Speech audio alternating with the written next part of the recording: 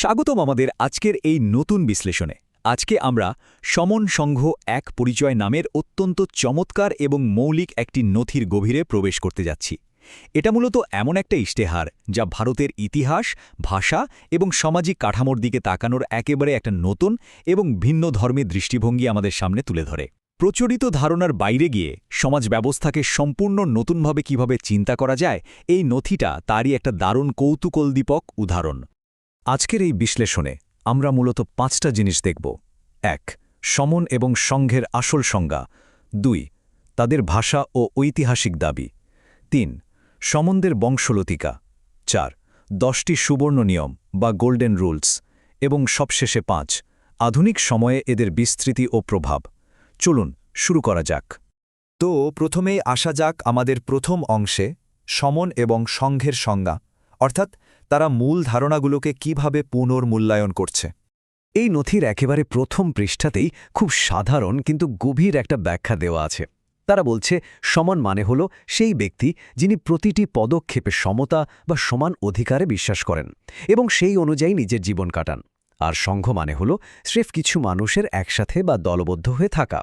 সোজা কথায় সমন সংঘ মানে দাঁড়ালো সমতায় বিশ্বাসী মানুষদের একসাথে বসবাস করার একটা সমষ্টি। মজার ব্যাপার হচ্ছে, তারা শুধু এই দুটো সংজ্ঞাতেই কিন্তু থেমে থাকেনি।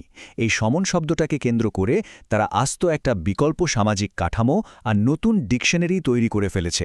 নাগরিকত্ব থেকে শুরু করে সংস্কৃতি, এমনকি পেশাজীবীদের নামের আগেও তারা সমন শব্দটা জুড়ে দিয়েছে। যেমন ধরুন, সমন নাগরিক, সমন চিকিৎসক বা সমন ইঞ্জিনিয়ার। এটা শুধু একটা শব্দের খেলা নয়, বরং নতুন একটা সভ্যতার নকশা বলা চলে। এবার আসুন আমরা দ্বিতীয় অংশে যাই, যেখানে এই নথির সবচেয়ে বড় ঐতিহাসিক আর ভাষাতাত্ত্বিক দাবিগুলো করা হয়েছে। নথিতে প্রাকৃতিক ভাষা আর পরিবর্তিত ভাষার মধ্যে খুব স্পষ্ট একটা তুলনামূলক চিত্র তুলে ধরা হয়েছে। তাদের দাবিটা একটু মন দিয়ে শুনবেন। তারা বলছে, পালি বা প্রাকৃতের মতো যেগুলো প্রাকৃতিক ভাষা, সেগুলোকে সচেতনভাবে পরিবর্তন বা সংস্কার করা হয়েছিল একটা সময়। তাদের মতে সংস্কৃত শব্দের আক্ষরিক অর্থই হল যাকে সংস্কার বা পরিবর্তন করা হয়েছে, আর এই পরিবর্তনের মাধ্যমেই নাকি সমাজে একটা কৃত্রিম বিভাজন তৈরি করা হয়েছিল। আর ঠিক এখান থেকেই তাদের সবচেয়ে চাঞ্চল্যকর ঐতিহাসিক দাবিটা উঠে আসে। তারা বলছে এই ভাষাগত পরিবর্তনের মাধ্যমেই সমন শব্দটাকে সুকৌশলে বদলে শ্রমণ করা হয়েছিল। এর ফলাফল কি হল? যারা একসময় রাজা, সেনাপতি বা বড় পণ্ডিত ছিলেন, ইতিহাসের পাতা থেকে তারা ধীরে ধীরে কেবল শ্রমজীবী বা শ্রমিক শ্রেণীতে পরিণত হলেন। ভাবা যায় শুধু একটা শব্দের পরিবর্তনে কিভাবে পুরো ইতিহাসটাই পাল্টে যাওয়ার দাবি করা হচ্ছে এখানে। এবার মদের তৃতীয় অংশ। চলুন দেখি এই সমনদের ঐতিহাসিক শেকড় বা বংশলতিকা আসলে কতদূর বিস্তৃত। নথিতে একটা দারুণ টাইমলাইন বা কালপঞ্জির কথা বলা হয়েছে। প্রাচীন যুগের বুদ্ধ, মহাবীর বা অশোক থেকে শুরু করে মধ্যযুগের কবির ও রবিদাস, আর একেবারে আধুনিক যুগের সমাজ সংস্কারক জ্যোতিবা ফুলে, বি.আর. আম্বেদকর বা পেরিয়ার, এই সবাইকে তারা একই অখণ্ড সমন পরিচয়ের ছাতার নিচে নিয়ে এসেছে। আর তাদের এই দাবিটা সত্যিই বিশাল। জানলে অবাক হবেন, নথির দাবি অনুযায়ী ভারতের জনসংখ্যার প্রায় 90%, অর্থাৎ প্রায় 100 কোটি মানুষ মূলত এই সমন ঐতিহ্যেরই অংশ। তারা নিজেরা এই বিষয়টা সম্পর্কে সচেতন থাকুক বা না থাকুক, নথির মতে তারা সবাই আসলে একই আদি উৎসের অংশীদার। তার মানে দাঁড়াচ্ছে এই বিশাল জনগোষ্ঠীর সবাই একই ঐতিহাসিক পরিচয়ে ঐক্যবদ্ধ। ইশতেহারে খুব স্পষ্টভাবে বলা হয়েছে, এই 90% মানুষের মধ্যে শিখ, লিঙ্গায়েত থেকে শুরু করে প্রথাগতভাবে যাদের শূদ্র বলা হয়, তারা সবাই অন্তর্ভুক্ত। অর্থাৎ তারা প্রচলিত জাতিভেদ প্রথাকে সম্পূর্ণ প্রত্যাখ্যান করে সবাইকে একটা একক এবং সমতাভিত্তিক পরিচয় বাঁধতে চাইছে। কিন্তু এত বড় একটা জনসংখ্যাকে কিভাবে এক ছাতার নিচে রাখা সম্ভব? এখানেই আসছে আমাদের চতুর্থ অংশ, তাদের 10টি সুবর্ণ নিয়ম বা একটি কঠোর পরিচালন কাঠামো। এবার আসে সেই বিখ্যাত 10টি সুবর্ণ নিয়ম, যা এই সংগঠনের একদম মূল ভিত্তি। লক্ষ্য করে দেখুন নিয়মগুলো। কোনো চাঁদা নেওয়া যাবে না, কোনো পদমর্যাদা বা নেতা থাকবে না, কোনো রাজনৈতিক সম্পৃক্ততা চলবে না, এমনকি কোনো রেজিস্ট্রেশনও করা যাবে না। আর সবচেয়ে বড় কথা হলো, এই 10 নম্বর নিয়মটা বলছে এই নিয়মগুলোর কোনোটি পরিবর্তনযোগ্য নয়, একদম পাথরে খোদাই করা। সাধারণ এনজিও বা সংগঠনের সাথে যদি আমরা এর তুলনা করি, পার্থক্যটা একেবারে চোখে পড়ার মতো।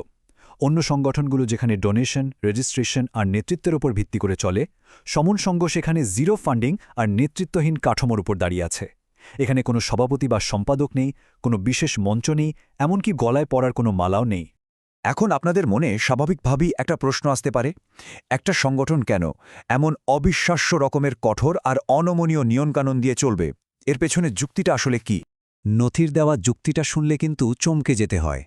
তারা বলছে দেশে নাকি ২৯ লাখের বেশি সামাজিক ও ধর্মীয় সংগঠন থাকার পরও তারা মানুষের অধিকার আদায়ে ব্যর্থ হয়েছে। কেন জানেন?